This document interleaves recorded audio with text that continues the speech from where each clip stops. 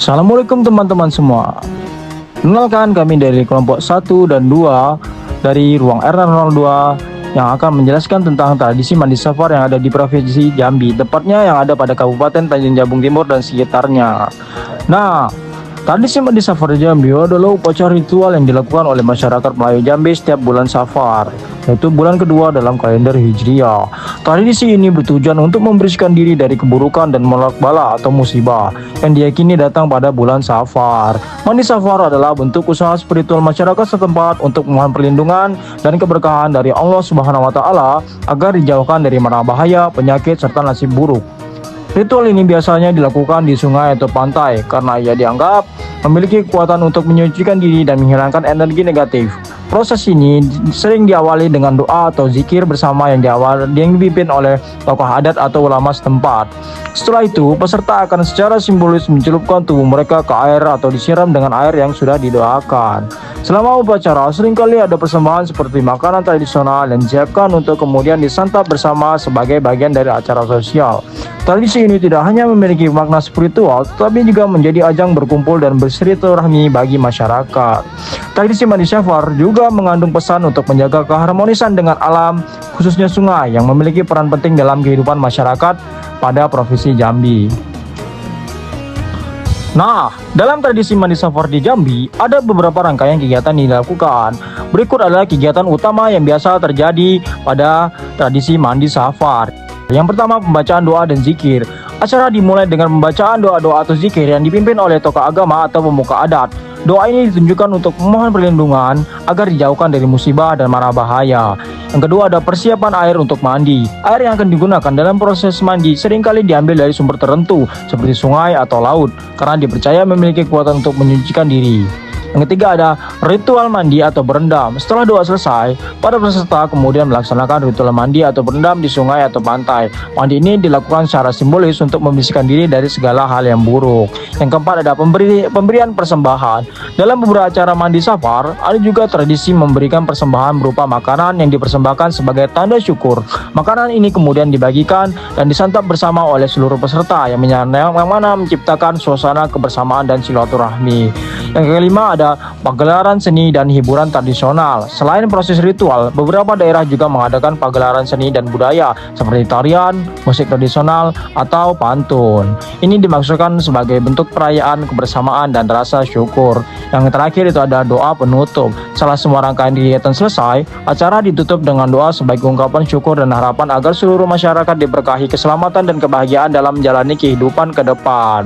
Tradisi ini sering disertai dengan kebersamaan masyarakat dan memiliki fungsi sosial selain fungsi spiritualnya. Tradisi mandi safar biasanya dilakukan di beberapa daerah di Indonesia yang masih memiliki komunitas Melayu seperti Provinsi Jambi, Riau, Sumatera Selatan, Kepulauan Bangka Belitung, dan pantai-pantai di daerah Melayu. Nah, mungkin itu saja yang kami dapat jelaskan tentang tradisi mandi safar yang ada pada Provinsi Jambi. Lebih kurangnya kami mohon maaf. Kami dari kelompok Putra R002 pamit undur diri. Wassalamualaikum warahmatullahi wabarakatuh.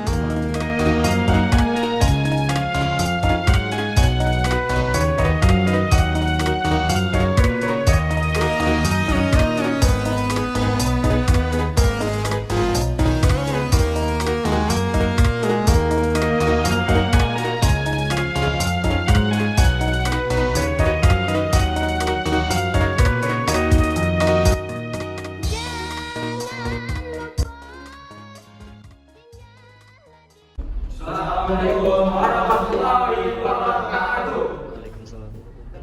Nah, perkenalkan kami dari kelompok 1 dan 3 dari ruang 02.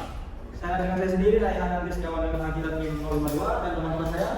Saya Abed Berbakumian dengan akhirat NIM 039. Saya Rahmat Alman dengan akhirat NIM 043. Saya Nurul Tani dengan akhirat NIM 058. Saya Astia dengan akhirat NIM 034. Saya Muhammad Amarani Mubarak dengan akhirat NIM 035. Nah, setelah melihat konten yang sebelumnya saya tampilkan, nah, di sini kami akan berdiskusi tentang kaitan antara tradisi mandi safar dengan konsep tahar dalam Islam, akhlak muda, dan visual. Nah, menurut kalian, apakah ada kaitan antara tradisi mandi safar dengan konsep tahar dalam Islam? Ada. Kalau menurut kalian gimana? Tradisi mandi safar memiliki keterkaitan dengan konsep taharah yang artinya bersuci.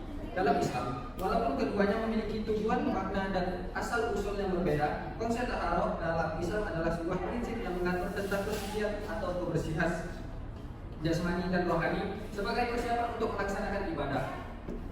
Sedangkan mandi safar adalah tradisi budaya yang bertujuan untuk menghindarkan diri dari bala atau para bahaya yang diyakini muncul di bulan Safar, bulan kedua dalam kalender Hijriah. Ada beberapa keterkaitan antara mandi safar dan konsep taharah dalam Islam. Yang pertama itu ada kesamaan dalam tujuan pembersihan diri. Baik mandi safar maupun taharah memiliki unsur pembersihan diri, baik secara fisik maupun spiritual. Dalam taharah, seseorang membersihkan diri dari najis atau hadas sebagai persiapan untuk mendekatkan diri kepada Allah melalui ibadah seperti salat. Mandi safar juga melibatkan pembersihan, meskipun lebih menekankan pada simbolisme pembersihan diri dari keburukan atau energi negatif yang dipercaya bisa menimpa seseorang di bulan Safar. Yang kedua, ada penggunaan air sebagai media penyucian.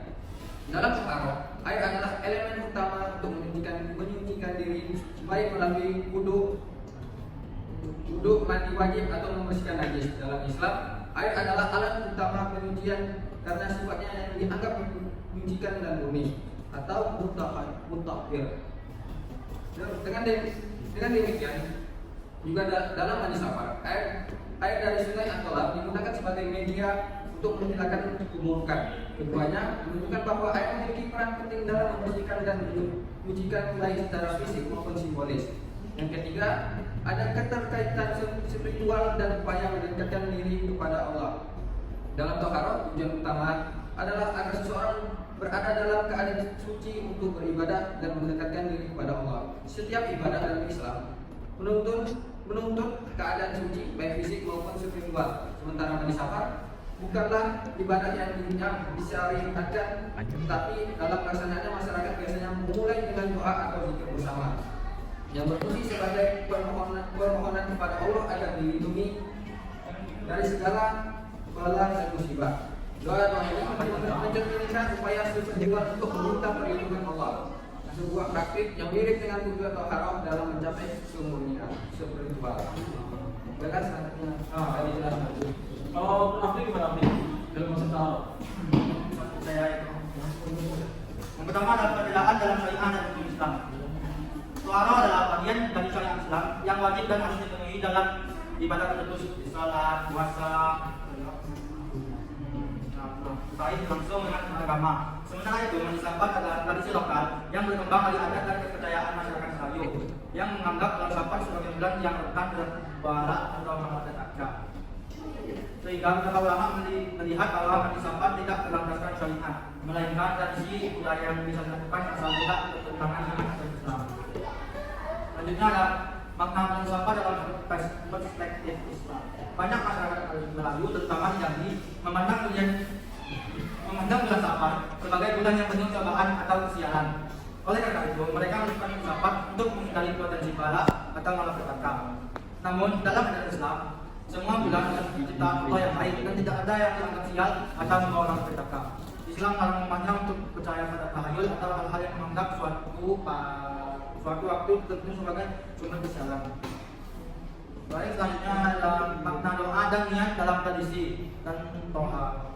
Taharah dalam Islam selalu dimulai dengan niat, seperti niat wudhu yang besar, yang membedakan tindakan bersuci dalam Islam sebagai ibadah, bukan sekedar aktivitas kebersihan atau formalitas saja. Dalam mandi safar, prosesi sering diawali dengan doa dan niat untuk memohon perlindungan dari mara bahaya.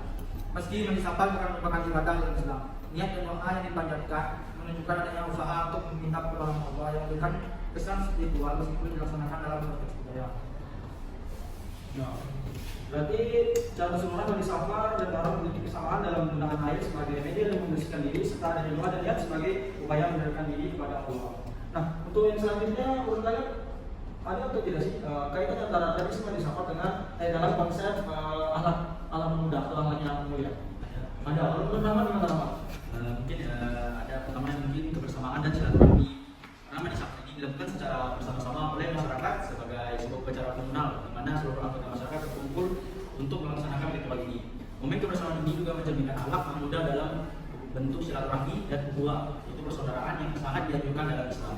Dengan berkumpul dan menjalankan kegiatan secara bersama, masyarakat memperkuat tali persaudaraan dan kebersamaan, mempererat hubungan sosial serta membina rasa persatuan. Dalam Islam, mempererat silaturahmi adalah bagian dari akhlak yang mudah yang diperintahkan oleh Allah Subhanahu wa taala. Rasulullah SAW bersabda, barang siapa yang dilapangkan rezekinya dan dipanjangkan umurnya, maka adalah yang menyambungkan tali silaturahmi. Oleh karena itu, acara seperti majlis safar ketika diiringi dengan niat silaturahmi dapat menjadi wujud nyata dari akhlak tersebut ini. Nah, itu mungkin dari Ali ya, kaitan dalam konteks analoga. Kalau dalam akhlak dalam siswa berkala ada. Dan ini aja Dan ini Oh ada. Pertama ada zakat dan kemudian kewajiban bersama. Zakat dalam Islam adalah kebijakan kewajiban untuk memberikan sebagian dari harta kepada yang membutuhkan. Harta yang bertujuan untuk membersihkan harta dan membantu orang lain. Meskipun majlis safar bukanlah bagian zakat, pada pelaksanaannya seringkali masyarakat mengadakan acara makan bersama, di mana mereka berbagi makanan dengan mempererat hubungan sosial. Dengan beberapa kasus masyarakat mungkin mengumpulkan dana untuk pelaksanaan acara dan sebagian dana tersebut dapat digunakan untuk membantu masyarakat kurang mampu yang ikut serta dalam kegiatan tersebut. Yang kedua ada infak sebagai bentuk kedermawanan. Infak dalam Islam adalah memberikan harta tanpa batas waktu atau jumlah tertentu sebagai bentuk kebaikan, baik kepada keluarga, teman, dan atau masyarakat umum. Dalam pelaksanaan majlis safar, jika masyarakat memberikan sumbangan atau infak untuk mendukung acara atau untuk disalurkan kepada masyarakat yang lebih membutuhkan, maka hal ini belum pada aplikasi konsep infak dalam tradisi. mungkin itu dari Indonesia. Menurut ada nggak deh antara kaitan antara tradisi safar dengan yang ada dalam konsep visual? Ada. Sedekah sebagai wujud kepedulian sosial. Sedekah adalah segala bentuk amal kebaikan yang dilakukan untuk mendekatkan diri kepada Allah, termasuk memberi kepada orang lain atau melakukan perbuatan baik. Dalam konteks majlis safar, tradisi ini bisa menjadi momen sedekah, terutama jika masyarakat memberikan sedekah berupa makanan, minuman, atau bentuk bantuan lainnya kepada orang-orang yang datang ke acara tersebut. Selain membantu materi, sedekah juga mencakup niat untuk menyebarkan kebaikan, seperti memberi dukungan emosional atau memberikan waktu berpartisipasi dalam acara komunal seperti majlis safar. Nah, selama tradisi ini dilakukan dengan niat baik dan untuk kebaikan bersama, maka hal ini bisa dianggap sebagai bentuk sedekah yang sejalan dengan prinsip Islam dalam perbanyak amal kebaikan. Ya. Jadi secara yang besar kalau terkaitan antara majlis safar dengan dalam konteks siswa itu, meskipun majlis safar bukanlah bagian dari ritual yang diwajibkan dalam Islam, beberapa elemen dari konsep siswa dapat terhubung dalam tradisi ini. Yang contohnya tadi ya sedekah, itu infak. Mungkin itu saja yang diskusi yang dapat kami sampaikan. Kami akhiri. Bila saya. Wassalamualaikum warahmatullahi wabarakatuh.